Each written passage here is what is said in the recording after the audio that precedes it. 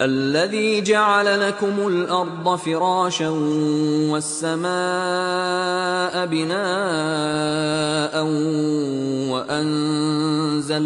وأنزل من السماء ماء فأخرج به من الثمرات رزقا لكم فلا تجعلوا لله اندادا وانتم تعلمون الذی جعل لکم الارض فراشا والسماء بناء، جس نے تمہارے لیے زمین کو فرش بنا دیا اور آسمان کو چھت بنا دیا. وانزل من السماء ماء، اور آسمان سے پانی برسایا. فاخرج به من الثمرات رزقا لكم، اور پھر اس پانی کے ذریعے سے زمین سے میووں کی شکل میں، پیداوار کی شکل میں تمہارے لیے رزق اگایا. فلا تجعلوا للہ اندادا وانتم تعلمون، تو ہرگز نہ اللہ کا مد مقابل کسی کو ٹھہراؤ جانتے بوجھتے.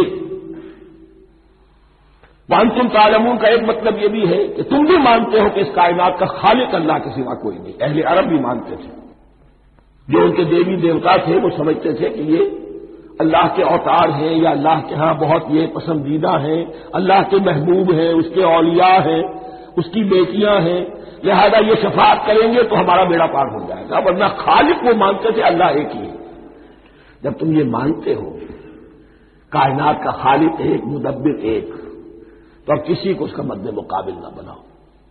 انداز ند کی جمع ہے، لا ضد لہ ولا ند لہ، اللہ کا کوئی مد مقابل نہیں.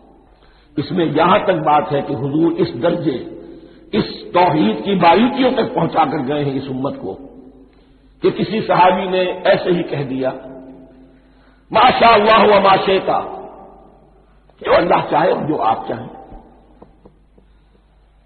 حضور نے فوراً ٹوک دیا اجعلتنی للہ ندا، کیا تو نے مجھے اللہ کا مد مقابل بنا دیا ہے؟ اس کائنات میں مشیت صرف ایک کی چلتی ہے، کسی اور کی مشیت اس کی مشیت کے تابع پوری ہو جائے، لیکن مشیت مطلقہ صرف اس کی ہے. یہاں تک کہ حضور سے فرمایا گیا کہ اے نبی آپ کے لیے یہ ممکن نہیں ہے جسے چاہے ہدایت دے دیں. انک لا تہدی من احببت ولکن اللہ یہدی من یشاء. اگر یہ اختیار میں ہوتا تو ابو طالب دنیا سے بغیر ایمان لائے نہ جاتے. فلا تجعلوا للہ اندادا وانتم تعلمون. اب ان دو آیتوں میں تو یوں سمجھیے توحید نظری بھی اور توحید عملی بھی. توحید عملی کیا ہے؟ بندگی صرف اس کی.